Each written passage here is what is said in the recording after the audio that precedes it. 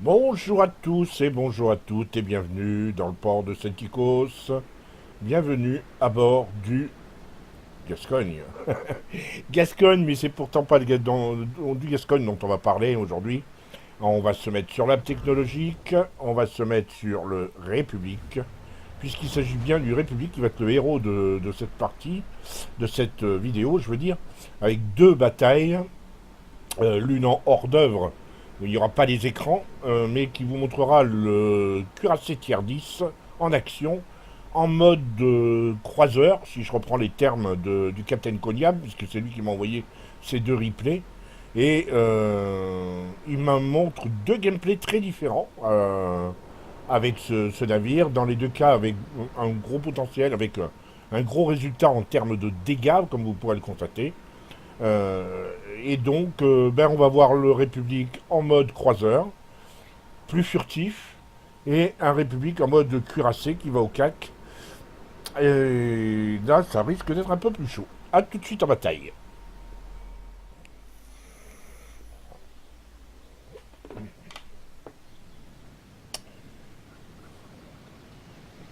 Et nous sommes partis. Alors, pour cette bataille, La bataille commence.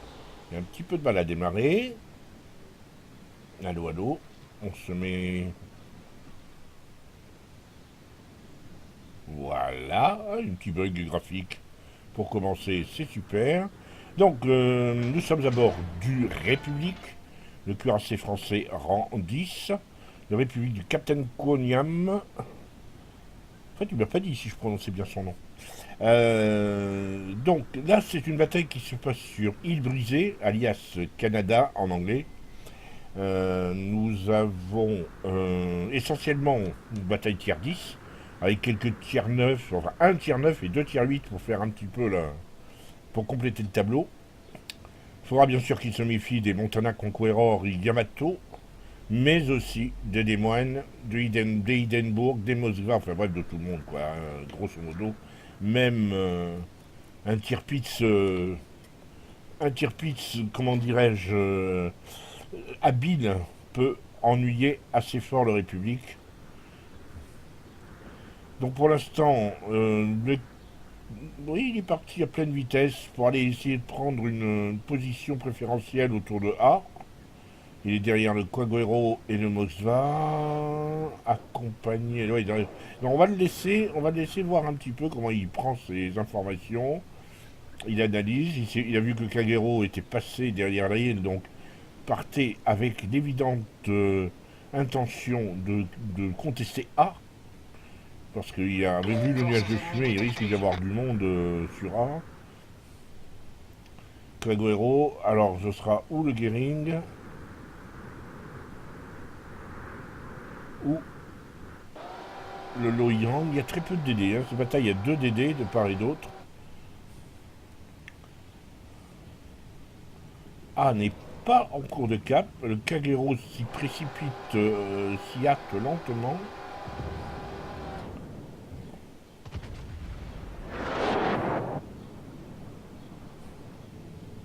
Ça y est, il est en cours de cap.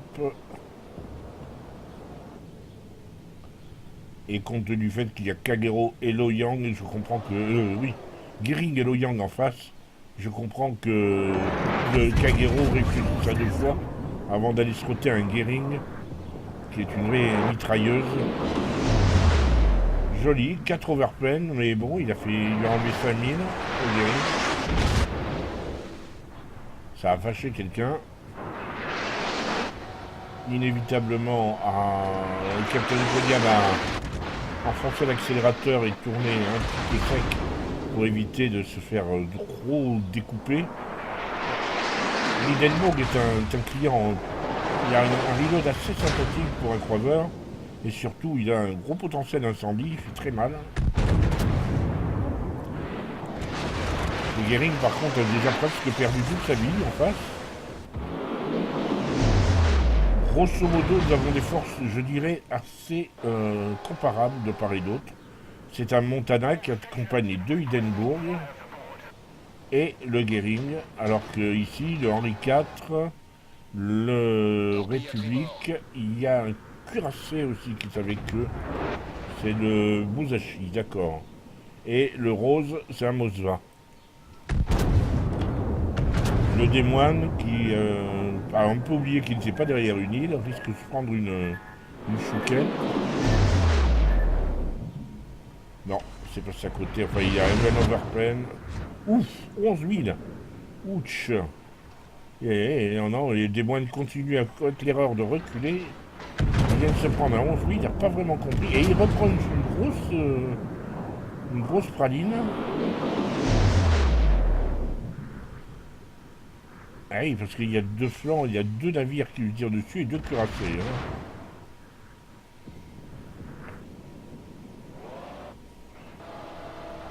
Pour l'instant, A est relativement dégagé, mais relativement seulement. Le Kagero n'est plus là pour caper, il a été éliminé. Ça, c'est dommage.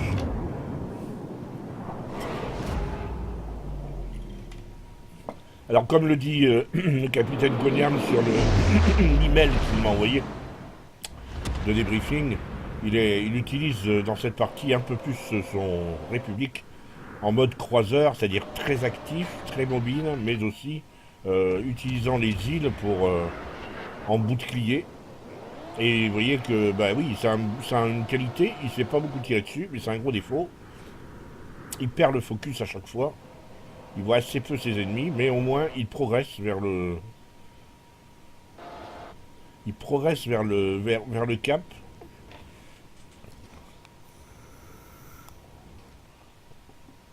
Et c'est vrai qu'ils n'ont plus grand monde en ce moment pour faire le focus. C'est le croiseur qui est avec eux de se lancer, de se mouiller, mais ben, on comprend que Henri IV, qui a perdu la moitié de sa vie, ait un peu de mal à s'y résoudre.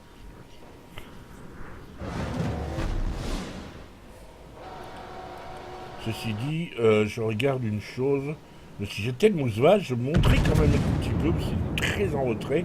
Et un Moskva de face est relativement résistant, il pourrait aller contester le cap sans trop de problèmes. Repérer. Repérer, repérer. Oui, c'est vrai qu'ils ont encore leur guérine, hein, il faut se méfier. Mais un guérine qui a perdu beaucoup de vie. Et un Moskva pourrait aller le chercher.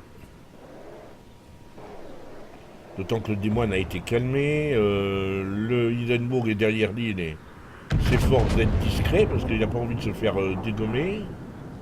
Le Tirpitz est ensuite. Ouais, le Moskva pourrait y aller avec son radar, il pourrait sortir les guérines. C'est dommage qu'il soit pas un tout petit peu plus actif. Non, voilà le guérin alors. Ouais, il est en train de caper. Il s'est mis dans un endroit assez. Allez, le guérin sort du cap. Il savait qu'on allait lui tirer dessus, il a préféré s'enfuir. D'ailleurs, il s'est fait sortir par le Musashi. Donc le Moskva a la porte ouverte pour caper maintenant.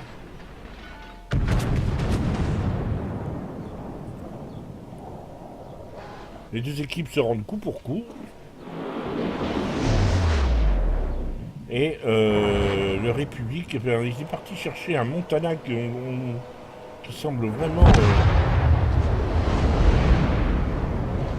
Il est sorti du Henri IV, ça c'est ballot parce que la République va avoir du mal à face à un Tirpitz et un Montana. Il va avoir un peu de mal. Ouf, 24 000 sur le Tirpitz. En plus, un Hindenburg pour aider le duo de cuirassés. Et il y a un Yamato pas très loin. On a vu qu'il a ralenti. Ça, c'est le démoine, ça. Le démoine qui commence à tirer à. Il n'est pas tout seul d'ailleurs.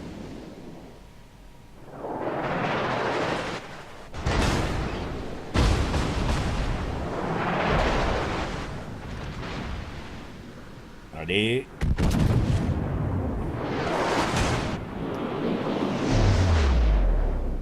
Ça peut calmer le démoine. Ouais, mais 3 overpen. Ah, il prend cher. Hein. Il est un peu seul maintenant. C'est vrai qu'avec un des moines qui tire à grande cadence, plus à tir plus à Hindenburg.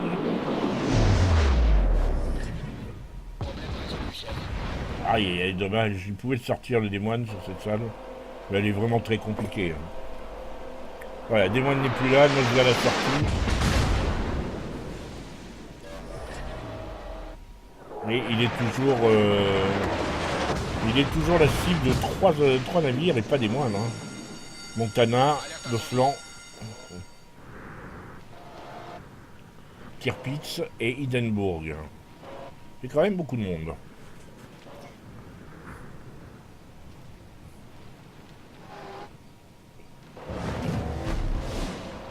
Il a arrêté de tirer pour reprendre son souffle et pour réduire le temps d'attente de son prochain heal.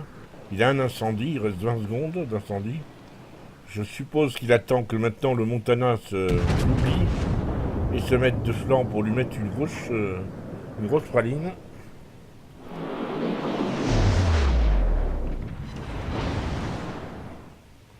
Allez, un petit 5000 au passage.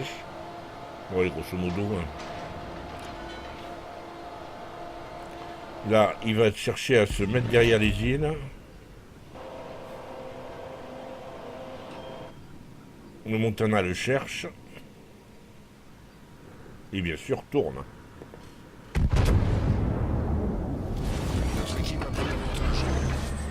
Grosso modo, l'équipe rouge a perdu un petit peu trop de navires pour être comment dirais-je, en grande forme. Et ils ont perdu les deux caps quand même.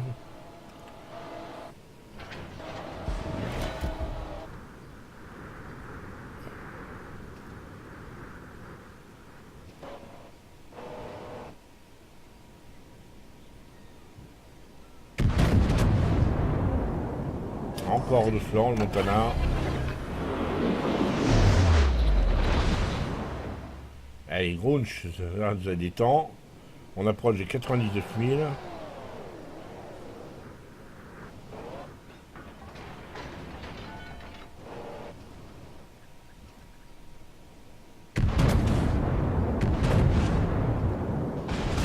Et allez, encore un incendie, Bosva. Il a éteint tout de suite. Je pense qu'il aimerait bien faire son kill quand même. C'est que 114 000 de dégâts, ça doit le manquer. Il doit se dire, mince alors, j'en ai détruit aucun. Ça fait bien son tableau de chasse. Néanmoins, il a intelligemment le réflexe de tirer sur les navires les plus aisés, qui offrent les meilleures chances de hit. Il ne cherche pas forcément à tirer sur le navire le plus bas en vie. Bon, là, il se trouve que le Moskva étant de flanc, je pense que ça se fait. Bah bon, voilà, le Moskva s'est fait sortir par un Moskva. On n'a pas idée de se mettre de flanc. Le Tirpitz, lui, pourrait être... Voilà. Ça y est, il a eu sa cible. Il a en quelque sorte parachevé le succès des Verts. Une jolie partie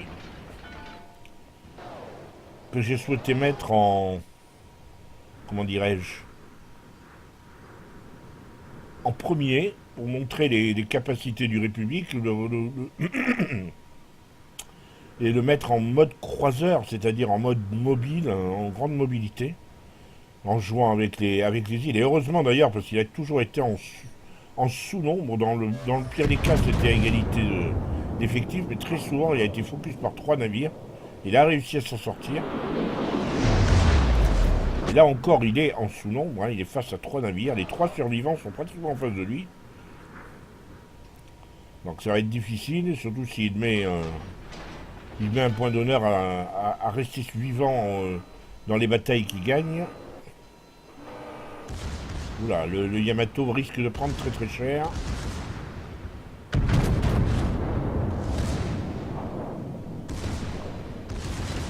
Boum boum boum. Oh. 131 000 de dégâts, il a tanké pour 1,3 million. Et il va déboucher sur un, comment dirais-je, un Montana ou un Yamato de flanc. Ceci dit, lui aussi sera de flanc, donc il a intérêt à se méfier. Mais enfin, il a de quoi dépoper un Montana qui est en train de perdre de la vie à cause d'un incendie, j'ai l'impression. Non, reste à savoir que non, le Montana est de... Non, il y a le Yamato, et il y a le Montana. Oh, oh, oh, oh. Il y a un joli coup à faire. Voilà, boum. Bravo, le Montana il était sorti. 146 000. Le Yamato s'est fait sortir par le Conqueror à la même seconde.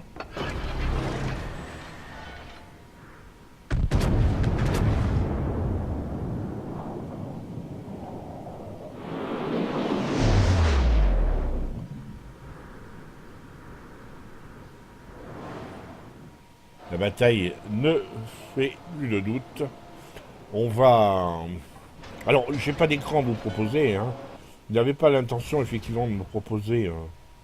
Voilà, fin de la bataille. Voilà pour cette première bataille. Alors, pas d'écran, comme je vous l'ai dit. De son propre aveu, il ne pensait pas m'envoyer cette vidéo. Finalement, après réflexion, il a trouvé assez suffisamment instructive, manque de peau. Il n'avait plus les écrans disponibles. On s'en passera. On a vu une belle bataille. On va enchaîner tout de suite avec une bataille un peu plus costaud, un peu plus fun, et un peu plus fun. Non, c'est pas le mot, parce que moi j'aime bien le mode croiseur. On va enchaîner avec une bataille où il y a vraiment, on a un République qui joue vraiment le cuirassé lourd, en mode gros bourrin. A tout de suite en bataille. À vos postes. Venons-en au cœur de notre propos. On a toujours donc le République, toujours le Capitaine Konyam. Cette fois-ci, nous sommes sur la carte géant endormi. Cette fameuse carte où il y a le cap A qui est en fait accessible que par deux petits passages, et donc entouré par deux bananes, deux îles en forme de banane. Un passage assez conséquent qui fait toujours aux prises quelques navires en position G3, donc visiblement là où va se diriger Goering, qui semble-t-il envie d'aller sur A. Il semblerait que le Konyam semble vouloir le suivre, mais pas trop. Finalement, il n'y va pas. Il préfère aller sur B. Je pense qu'il hésite. Hein.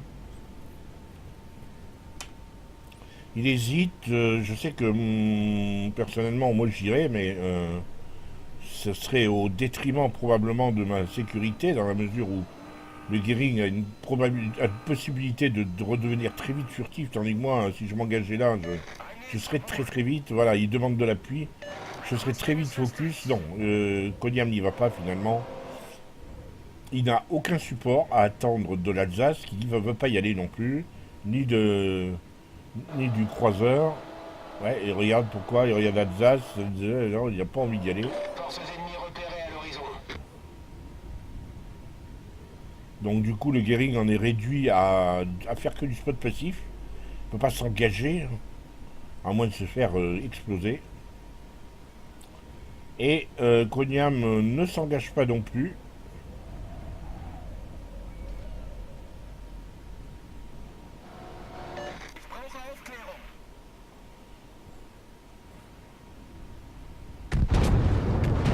Intelligemment, Goering finalement n'a pas été cherché. N'a pas été cherché A et il est tombé sur le Goering d'en face. Et il a dû se dire c'est trop chaud, on risque d'être. Je risque de. Comment dirais-je, de tomber sur un support éventuel de Goering rouge. Donc j'y vais pas. Donc A est en cours de capture à présent. Alors évidemment, il y en a un qui est en train de râler. Là, c'est le Goering d'ailleurs. Qui dit vous êtes tous là ou en bas entre B et C. Il n'y en a pas un pour aider. Effectivement, la flotte s'est massée autour du point C avec un ou deux inconscients sur B. Il faut encore qu'elle pousse maintenant.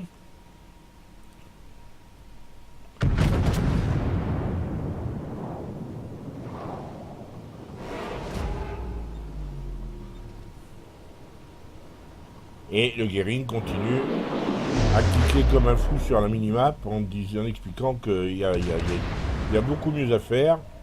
Aller chercher A. Du coup, il semble que Konyam se soit laissé convaincre. Et il fait demi-tour.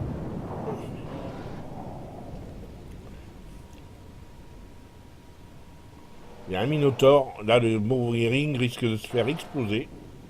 S'il se fait voir, le Minotaur ne lui laissera aucune chance. Hein. Il n'y a pas que le Minotaur, il n'y a que ça avec le Minotaur. Attention.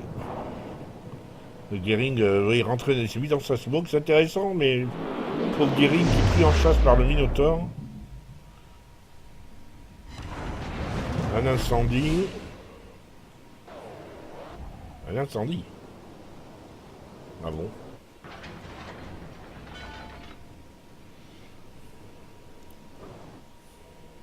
Le Minotaur qui est en partie à la chasse au Gearing.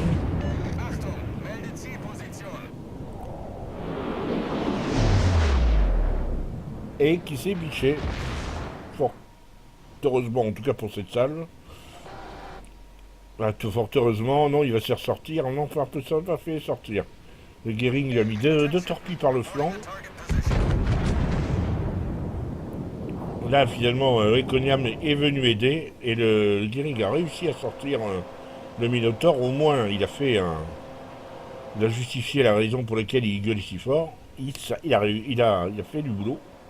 Un bon boulot. À quel prix? Il a pris assez peu de dégâts par contre. Il a un flanc. Ça va, il a évité des torpilles du Minotaur. Le Yamato lui essaie de se faufiler dans A. Il y a la Hindenburg et donc le Quoniam qui s'approche et qui vont le prendre à revers.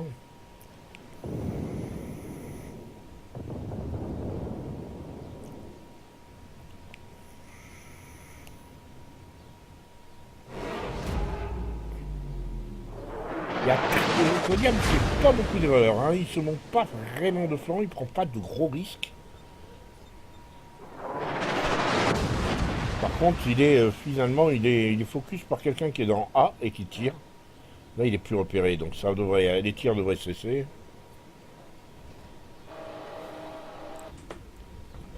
Mais il y a probablement un croiseur. Bon, il y a Yamato qui rentrait violemment dans A.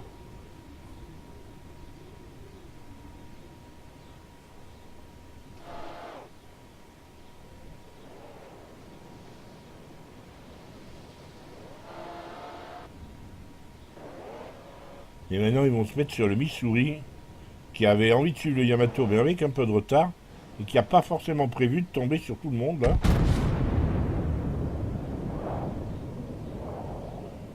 Et qui risque d'avoir mal. Huile.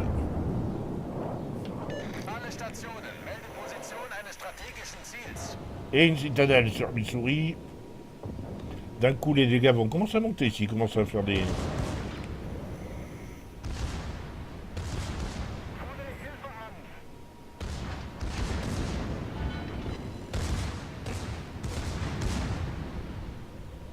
Il s'est arrêté pour éviter de donner une solution de tir au Yamato. Il se consacrait uniquement au Missouri. Et qu'il y a une Missouri... Hindenburg, lui, il rentrait dans le... Il est rentré dans A à la poursuite du Yamato. Alors voilà les secondaires du République qui rentrent en action. Et le Missouri, il va encore se prendre une grosse chouquette.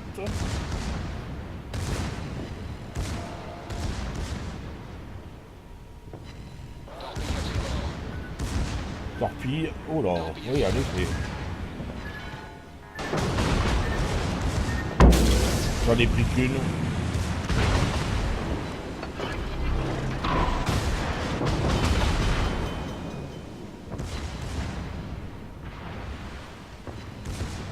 Il reste focus sur les Yamato qui est de flanc. Voilà, le Gearing a coulé le Missouri à la torpille, bien joué le Gearing. Il fait vraiment son job. Alors il est contourné par un DD. Alors Kagero Shimakaze Gearing, possible derrière lui. Mais pour tirer au canon comme ça.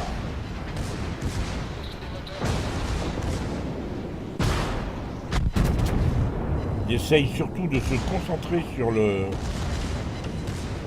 Yamato. Ils ont perdu leur Hindenburg. Parce qu'il y a un Alsace aussi dans le coin. Ça fait beaucoup de monde pour le pauvre Quoniam.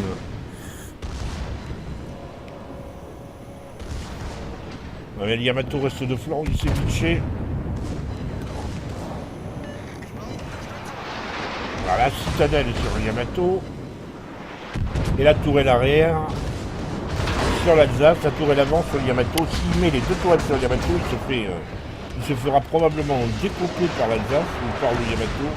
Donc il est obligé. Hein. Bon, c'est l'ennui de la configuration. Mais c'est une belle utilisation. Voilà, Yamato coulé, bien joué. Et l'Alsace, du coup, n'y va plus. Il est obligé de... Du coup, il est resté muet parce qu'il s'est planqué derrière l'île. L'Alsace qui la joue un peu World of Tanks, là.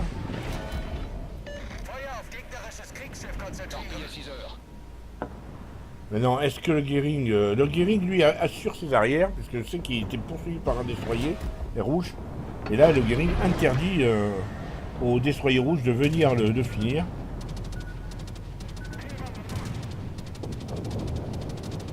Voilà, ça c'est les torpilles du Goering qui viennent chercher l'Alsace. Est-ce qu'il y a une torpille qui va toucher A priori, oui, il y en a une qui a touché. Il y a un deuxième jet qui arrive, la deuxième couche, oui, c'est la deuxième lame. Du coup, voilà, le Kuniam va effectivement... Voilà, c'était un Goering qui était derrière. Kuniam va attaquer l'Alsace de flanc.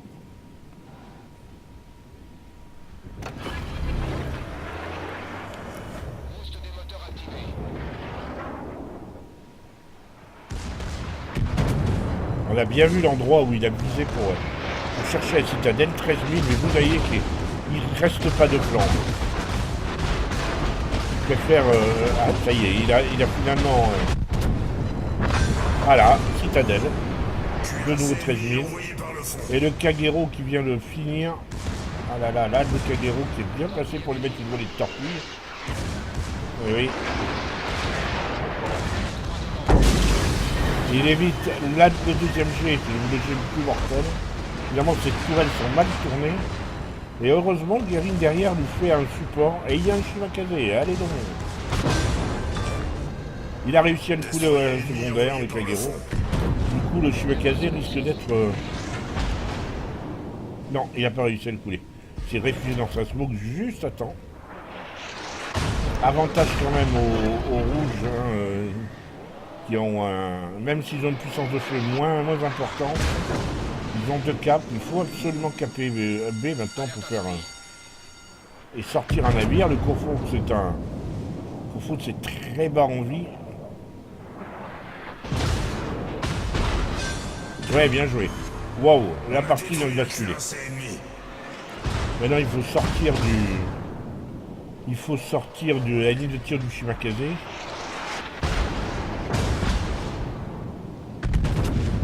Tente un tir à l'aveugle et à la hache, s'il vous plaît.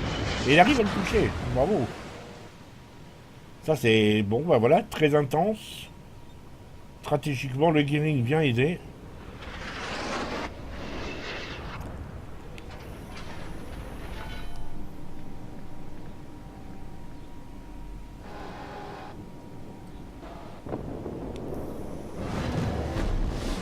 Voilà, aide à la capture. Ils consolident leur victoire, d'autant qu'en plus ils sont en train de prendre B. Voilà, les torpilles du Shima, mais le Shima a tiré à l'aveugle, il ne voyait plus rien.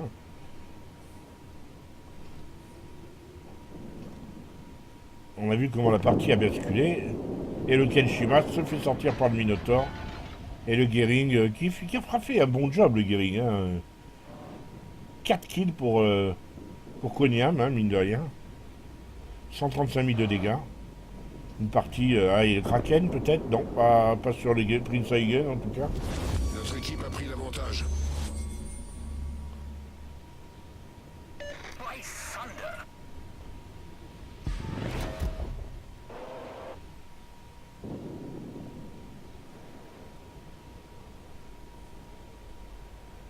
Payo qui s'est pris une... Ah, il est devenu rose. Il a torpillé le Minotaur. Il a mis une torpille sur le Minotaur. La victoire est à notre portée. Pour autant, il a fait un excellent boulot. Et c'était vraiment accidentel. Gering, il le laisse passer, vous voyez. Maintenant, je doute qu'il réussisse son Kraken. Ce serait bien. Ce serait sympa qu'il réussisse ce Kraken, Konyam. Et pas seulement parce qu'il va passer là cette vidéo.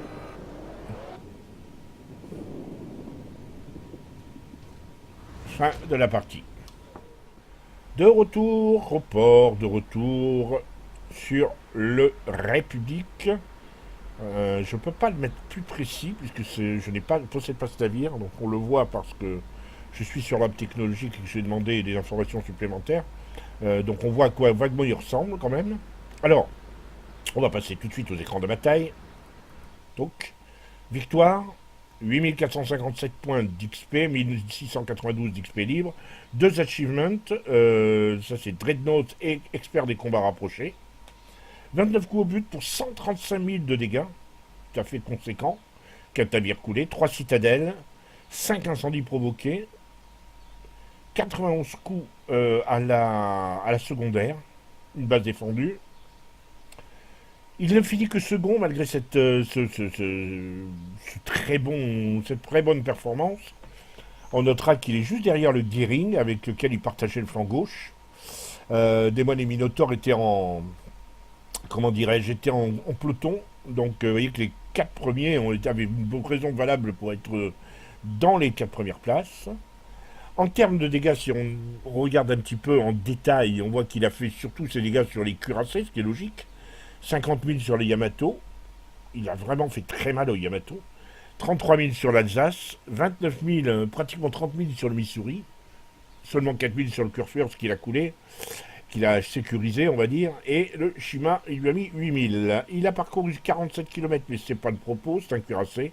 On lui demande de tanker, on lui demande de faire, se rendre maître d'un flanc, et c'est bien ce qu'il a fait. Il a par contre tanké pour 1,3 million, qui n'est pas excessif. Mais je veux dire que c'est pas si mal que ça, moi je trouve.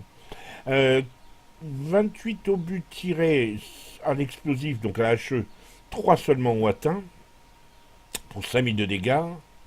Par contre, 88 obus tirés, 30, enfin une trentaine ont atteint sur 88, sur quasiment 90, ça qui nous fait un ratio de 1 pour 3.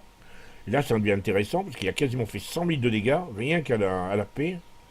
La batterie secondaire a fait 19 297 pour 91 coups en batterie secondaire et en incendie 12 500.